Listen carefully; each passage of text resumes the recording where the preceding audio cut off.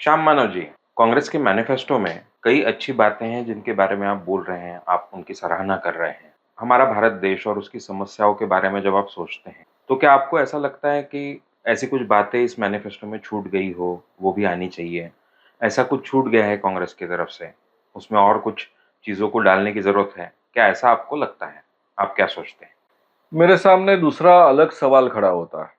हालांकि इन्होंने इस घोषणा पत्र में इतनी व्यापक तरीके से सब बातें कही हैं कि इतनी सब बातें करना इनके लिए कैसा संभव होगा, ये सबसे बड़ा मेरे सामने प्रॉब्लम है। और मेरे सामने दूसरा बड़ा प्रॉब्लम ये है कि ये दोनों चीजों में कैसा संतुलन रख पाएंगे।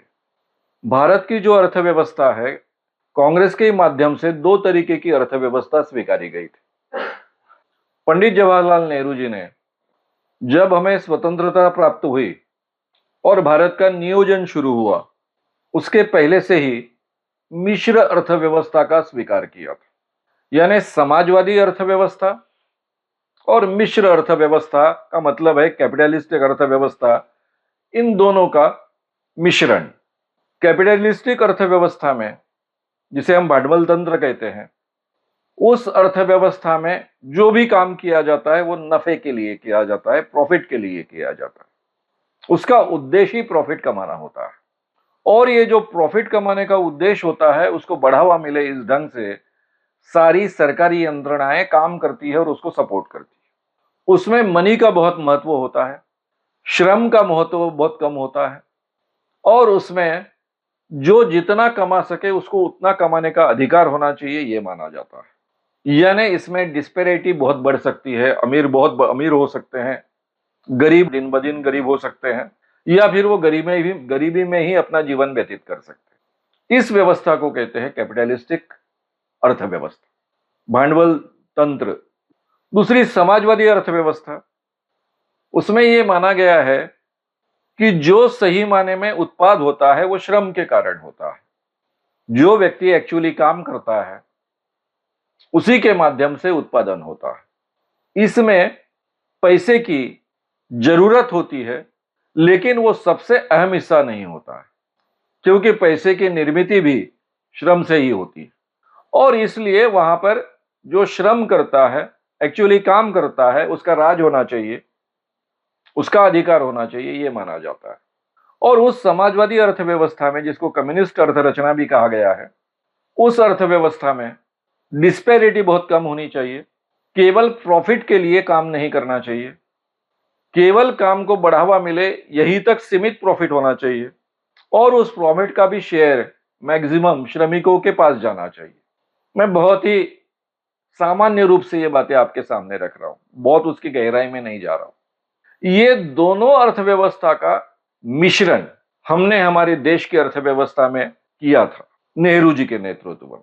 और इस कारण बुनियादी ढांचा पूरे देश का निर्माण करने के लिए हमारी सारी की सारी पूंजी, सारी संपत्ति, सारा पैसा हमने लगा दिया था, और उसी में से इस देश का निर्माण हुआ है। यानी मेरे कॉलेज के दिनों तक दो पहियों की स्कूटर भी आसानी से नहीं मिलती थी। हमारे वर्धा के ही बजाज थे, जो वेस्पा स्कूटर, जिसका नाम आगे चलकर वेस्पा हुआ, वो बजाज स्कूटर बनाते थे। वो हमेशा कहते थे, मैं चाहे उतनी स्कूटर्स बना सकता हूं, आज जितनी उत्पाद करता हूं उससे कई गुना बना सकता हूं। तब उस स्कूटर को प्राप्त करने के लिए लोग 5-5 साल राह देखते थे। सेम थिंग हमारे यहाँ टेलीफोन की थी और कई बातों की थी, क्योंकि हमारे देश ने नियोजन कर कर ऐसा तय किया था, पूरे देश का फाउंडेशन जिसमें से निर्माण होगा वहीं पर पूंजी लगेगी, बाकी चीजों पर बाद में पूंजी लगेगी। और उसी में से हमारे देश का इतना तगड़ा और मजबूत निर्माण हुआ। 1991 में हमने ग्लोबलाइजेशन स्वीकार किया। ये जो ग्लोबलाइजेशन हमने स्वीकारा, उस समय हमने धीरे धीरे खुली अर्थव्यवस्था स्वीकारना शुरू किया, जिसे कैपिटलिस्टिक अर्थव्यवस्था कहा जाता है। नाम बहुत अच्छा है, ग्लोबलाइजेशन। यानी हमारी अर्थव्यवस्था हम पूरे दुनिया के साथ में जोड़ रहे हैं। आज तक जो हमारी अर्थव्यवस्था एक सुरक्षित अर्थव्यवस्था थी, बाहर के देश हमारे देश की अर्थव्यवस्था में कोई गड़बड़ी नहीं कर सकते थे, हस्तक्षेप नहीं कर सकते थे, एक हद से ज्यादा हमको प्रभावित नहीं कर सकते थे। ठीक है, हमें लोगों से तेल लेना पड़ता था बाहर के देशों से, इसलिए थोड़ा बहुत हमको प्रभावित होना ही पड़ता था, लेकिन डायरेक्टली अर्थव्यवस्था प्रभावित नहीं कर सकते।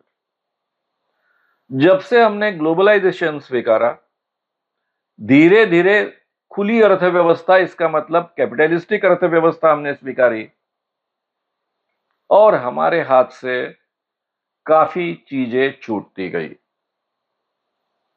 फिर ऐसे वाक्य आए कि बिजनेस करना ये सरकार का काम नहीं है। जो कंपनियां भारत सरकार ने इतनी मेहनत से तैयार की, ऐसी कई हजार कंपनियां हमने बेचना शुरू कर दिया। यानी जैसा एखादा लड़का होता है, उसके माँ बाप ने बहुत कमा कर रखा होता है, वो जिंदगी भर बेच बेच के जीता है, वैसा गए 10 सालों में मोदी जी ने किया। लेकिन उसके पहले ये ग्लोबलाइजेशन जब से हमने स्वीकारा है, तब से इसकी शुरुआत हो चुकी है। उस अर्थव्यवस्था में डिस्पैरिटी बढ़ने वाली है। जब 91-92 में 91-92 में हमने ये अर्थव्यवस्था स्वीकारी, तब मेरे जैसे कई लोग चिल्लाए थे कि हमारे देश में एक तरफ गरीब बहुत गरीब होते जाएगा दिन ब दिन, और अमीर अमीर बनते जाएगा। वह हुआ भी। लेकिन कम से कम कांग्रेस की सरकारें, मनमोहन सिंह की जब बीच में 10 साल रही, उस समय खुद मनमोहन सिंह बहुत अच्छे अर्थशास्त्री थे, वो ग्लोबलाइजेशन का समर्थन करने वाले अर्थशास्त्री थे। लेकिन कांग्रेस समाजवाद इस विषय को मानती थी, गरीबों को न्याय देना उनका कर्तव्य मानती थी। इसलिए उन्होंने कुछ प्रावधान इस अर्थव्यवस्था के साथ ऐसे किए कि खुली अर्थव्यवस्था को एक तरफ उन्होंने रोक भी लगाई, और दूसरी तरफ गरीबों को न्याय मिले, इस ढंग से अर्थरचना का विकास किया, नियोजन की। और इसलिए इतने बड़े पैमाने पर डिस्पैरिटी बढ़ते हुई हमें मनमोहन सिंह के समय में नहीं दिखी। लेकिन जैसे ही मोदी जी आए, उसके बाद में हम देख रहे हैं अडानी की संपत्ति 2200% से ये संपत्ति बढ़ी है।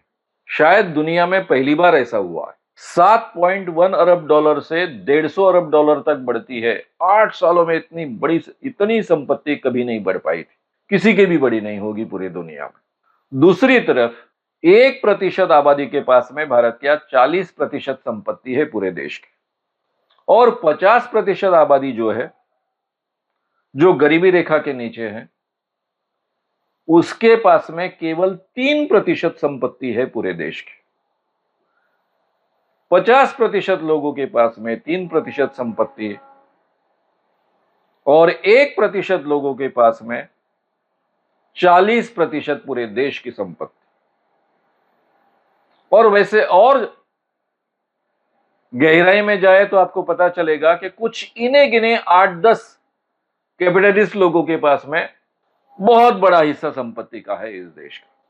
ये जो बहुत बड़ी खाई अमीरी और गरीबी में निर्माण हुई, इसको अभी कांग्रेस कैसे पाटेगी, ये सबसे बड़ा प्रॉब्लम मेरे सामने है। क्योंकि मिश्र अर्थव्यवस्था का निर्णय नेहरू जी का था, यानी कांग्रेस का था, और ग्लोबलाइजेशन का निर्णय भी कांग्रेस का है। ग्लोबलाइजेशन के अच्छे परिणाम कांग्रेस ने ऑलरेडी प्राप्त किए। हमारे देश ने अभी गए 10 सालों में उसके सबसे ज्यादा बुरे दुष्परिणाम देखने शुरू किए। पूरा देश कुछ कैपिटलिस्ट लोगों को बेचा जा रहा है, यह चित्र गए 10 सालों में निर्माण हुआ। इन चीजों को कांग्रेस कैसा रोकेगी? अर्थव्यवस्था के चक्र उल्टे कैसे घुमाएगी? यह सबसे बड़ी समस्या है। और यह समस्या को कांग्रेस कैसे पाटेगी, कैसे हैंडल करेगी, यह सबसे बड़ी चिंता का विषय है। राहुल गांधी इस बारे में बहुत स्पष्ट है। वे कुछ चीजें नहीं कह सकते, जैसा ये नहीं कह सकते कि हमने ग्लोबलाइजेशन किया है उसको हम रोक देंगे।